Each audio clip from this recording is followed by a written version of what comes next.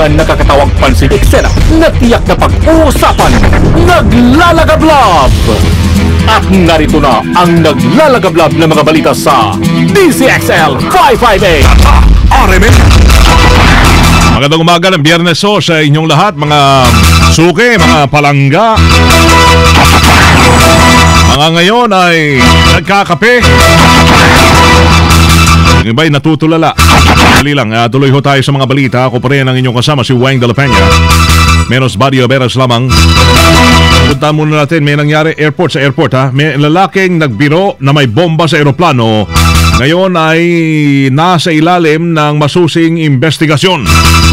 Report si Joyce Adra. Joyce, radyo mo, Joyce. Iniimbestiga na ngayon ng mga otoridad sa NAIA ang lalaking nagbiro na may bomba sa eroplano. Kinilala ang pasahero na Paulito Villaseran na senyor.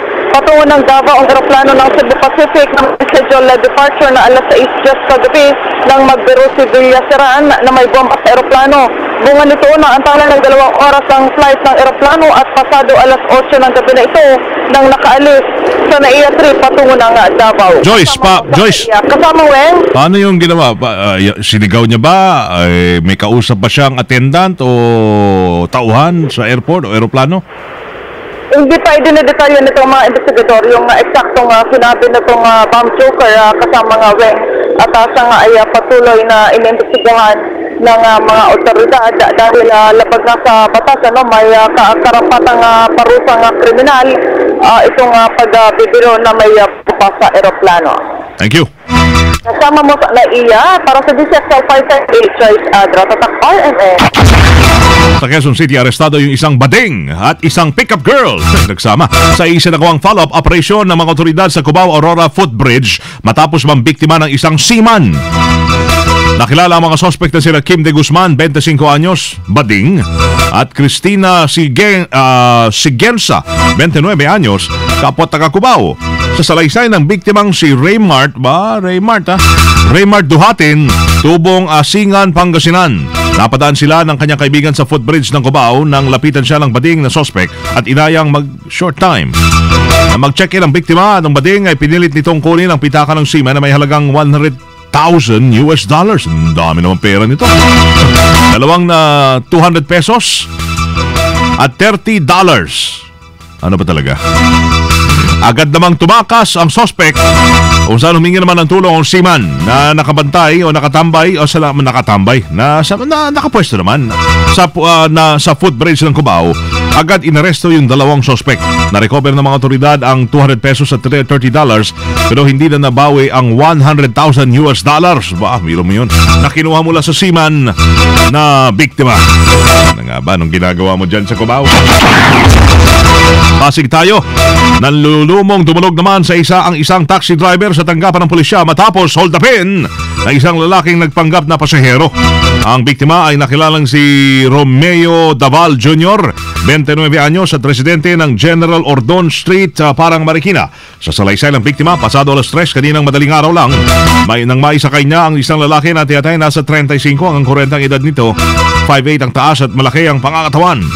Mula sa Aurora, Cubao na naman, nagpahatid ito sa Pasig City kung saan habang binabaybay nila ang kaba ng Barangay de la Paz, bumunot itong pasahero ng baril at saka nagdeklara ng hold up. Sa pilitang kinuha ng ang cellphone at kinita sa magdamag ng biktima na nasa 4,000 piso ang kita. Agad namang tumakas ang suspect matapos ang insidente. Kaya ingat ka ha, Nelson Chodosyo ng Baronia Taxi TXV 358. Ingat lang pag madaling araw ang pasada, di ba? Hindi mo alam kung sino yung mga sakay mo. Kaya Iwang Rudy Pasco ng Airlink Taxi Yellow Cab na TYN 946. Ingat ka rin. Salamat sa pakikinig ninyo, mga kasama nating taxi drivers. Lalagablab sa 558 DZXL. Ulat Palaro. Yeah. Yeah. Grabe man. Wala narinig tong-tugtog.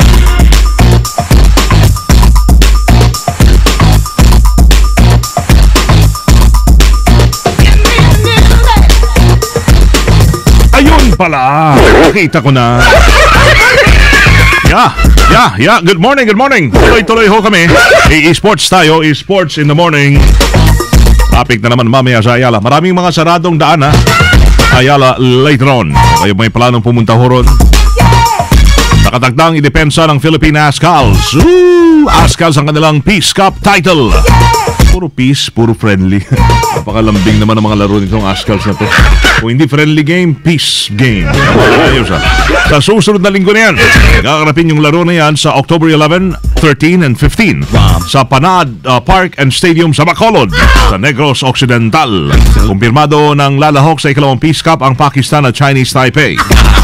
Noong nakalipas na taon, nasungkit ho ng ating bansa ang Peace Cup. Peace, man. Na siyang kauna-unahan itong international title matapos talunin ang Chinese Taipei. So, yung mga seryosong laro. Nasa 141st place sa FIFA ranking ang Ascals. Ay, maraming bigas pa ang kakainin dyan, ha, boys? At nasa ika-170th place naman, kung saan ang Chinese Taipei ay nasa ika-175. Nauungusan pa rin natin yung Chinese Taipei. Pwede na rin. Okay. Thank you. DZXL Showbiz Balita. Good morning sa mga humihigop ng mainit na James Coffee. Loli Uy. Showbiz. Loli, ikaw na. I am here. Hello, everybody. Wala pala si Bobby. Hello, everyone. Hello, buddy. I have a slowly. Yes. And my slowly is about somebody na coming home very soonly. Yan ang ating Miss World na beauty queen na si Megan Young. Next week, uwi na siya. Ito ay matapos yung 8 araw niya sa London upang gawin ang kanyang tungkulin bilang pinakamagandang babae sa balat ng tinalupaan, sa balat ng mundo. Excited naman ang pamilya ni Megan na si Mommy Victoria sa victory at the homecoming ng kanyang anak. Anya ay para raw siyang binuhusan ng malamig na tubig nang sagutin ni Megan ng maayos ang question and answer portion. Ay, kaya ko rin yun. Napakadali ng tanong, no? Ay, kung bakit siya nararapat maging Miss World ng kasalukuyang taon. Bago pa nito, isang hindi maintindihan emosyon at kabadong-kabado ang stage mom na yan habang pinaparoon ng anak na rumarampa na tila naging indikasyon sa kanya na mananalo ang kanyang anak. Sa pagbabalik ni Megan sa Pilipinas, isang araw ang i-google nito sa pamilya. Isang araw lang. Kulang yun ha, dapat na maraming araw, di ba? Isama mo na tsaka gabi. At isang araw naman, grabe naman to, araw-araw na lang. Isang araw para sa mga pamilya at isang araw sa presko. Ay nako, pangarap ko rin yan one day. It's me, Loli! Paparapapra from Miss World Sirena. Thank you, Loli. Yan. Nagpangarap ka na lang. Bakla ka. Ito na, sandali. Himagas. Hindi gasgas, hindi umatras, medyo madulas. Ito ang balitang panghimagas. PB. Good morning, PB. Hi, good morning mga kasamang Weng. Good morning mga kasama. Ciao, Shanghao. Nako, laking pasasalamat ng mga otoridad sa high-tech trap para sa mga manloloob ng bahay o kaya yung mga magnanakaw. Dahil tried and tested na ito sa kamakailang nahuli na ng kakarnap sa Northwest London. Ang 28 years old na si Yafet Ascale ay maswerteng nahuli ng pulisya matapos nakawan ang trap car at siya'y nasprayan ng invisible dye na kulay berde na kung tawagin ay smart water liquid. Ito'y walang amoy at makikita lamang ang kulay berdeng dye pag ikaw ay tinapatan na ng ultraviolet light. Ang suspect ay may 49 hours community work at magbabayad pa ng 400 lira. Naku, kasamang Wang, pag meron tayo niyan dito sa Pinas, no? sigurado maraming mahuhuli. mabibiktima dyan sa smart water liquid. Grabe. Oo. Smart water liquid. Yes. At yan po ang balitang panghimagas kung DZXL Sinwon Chongsin Washer Phoebe Tatak Armen. Parang kwan lang yun panghugas ng pinggan. Smart dishwashing liquid. Yan smart Water liquid. Thank you, Happy. Thank you.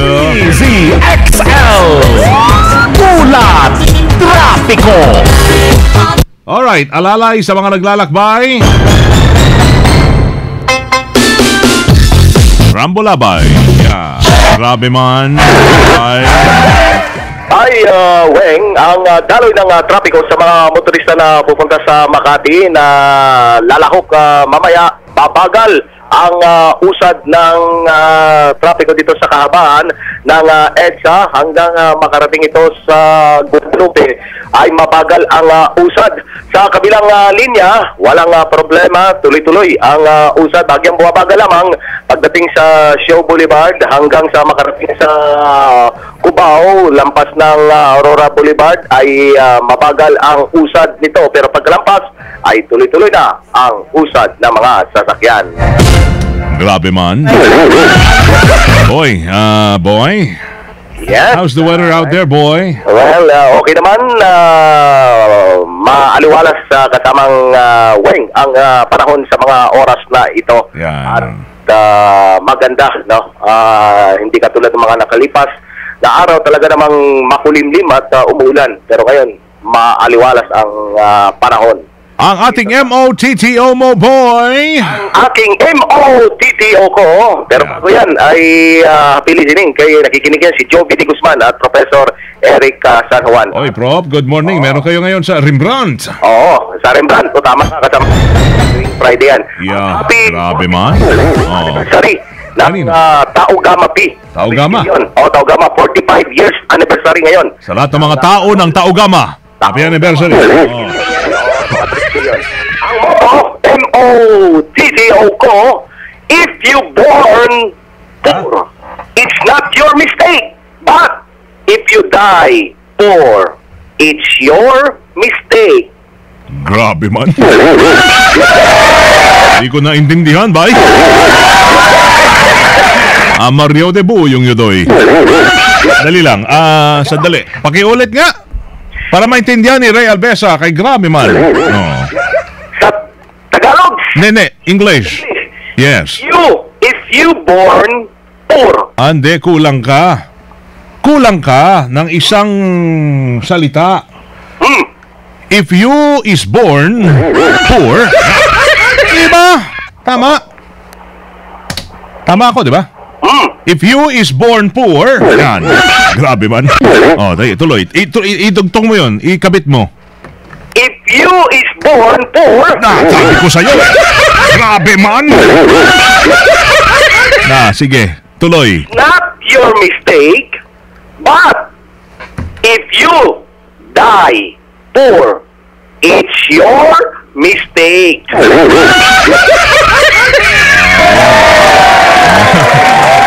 Is that so? In Tagalogs, bye! Kasamang Weng para kay Alex. Masipag yan si Alex dyan sa atin. Hindi kasalanan, kasamang Alex, ang ipinanganak na tayo'y mahirap. Ngunit, kasalanan ang mamatay na mahirap. Grabe man, boy! Lex, wala akong kinalaman dyan sa sabi niya, ha? Kayo lang dalawa, may galit. May problema ka ba kay Alex? Wala. Ha? Wala naman. Wala naman. Sigurado ka, ha? Wala. Kami pareho tayong, kami ni Alex, mga mahihirap, no? Nag-commute lang. Commute? Yan. Kami ni Alex. Nagko-commute ng leave nyo? Commutation? Nagsama-sama, tapos pagdating na, pag naipon, nasa katuloy-tuloy bakasyon. Ganon. Wala tayo tawag ng commutation. Sige, bye. Thank you, bye. Salamat sa imo. Grabe mang yun. Mau gina. Sa kahabaan ng EDSA, Silvestre Labay. Tatak, Arden. Hay! Grabe man. Pasko na.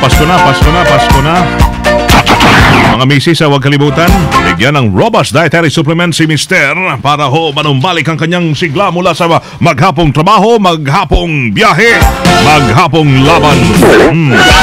Astig ka sa Robust, available ho yan sa SM, sa Rustans, sa SM and Rustans, sa Mercury Drugstores, Watson's at Generics Pharmacy. At pwede silang tawagan sa 0909-333-3333. Thank you sa Renew Placenta Soap. Sa Rene Garcia, salamat. At Ma'am Betty Bernal, thank you. Nakikinig sila ngayon. Dire-diretso mga naglalagablab ng mga balitang tatakaramena. Tatakaramena, ang inyong napakinggan dito lamang sa DZXL 558. Grabe mo. Ay, tanghali ho na. Tanghali. Umaga pala, Audrey. Sorry excited.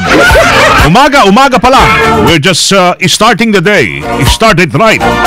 Ang markado ni Maring Audrey. Tuloy-tuloy. October 4, 2013. Kasama niyo sa serbisyo publiko in behalf of Badio Beras, who is from the province of Occidental Mindoro.